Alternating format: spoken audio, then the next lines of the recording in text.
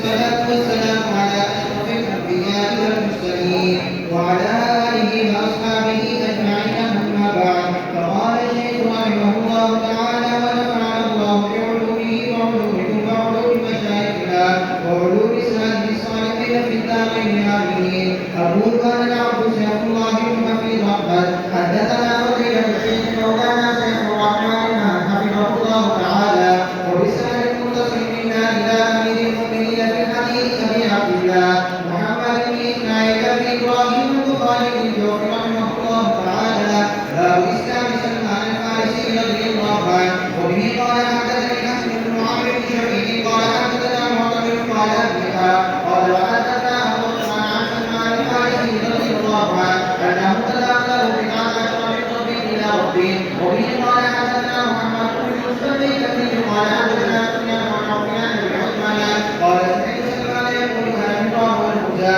قال حدثني حسن الخدري قال حدثنا يحيى بن محمد قال أخبرنا أبو عبادة عن عاصم بن الأحمد عن أبي عثمان عن سلمان رضي الله عنه قال فترة بين عيسى ومحمد صلى الله عليه وسلم 600 سنة.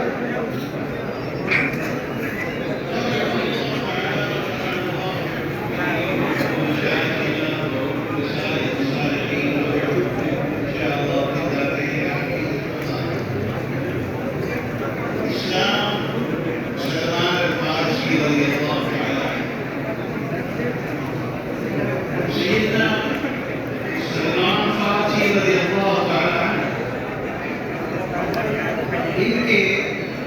वजह से ये मालूम हुआ कि साबित हुआ कि जैसे एक मशहूर बात है कि कुरान शरीफ उतरा क़ुरान शरीफ है और इसको पढ़ा विश्वास और इसकी तफसीर तशरीह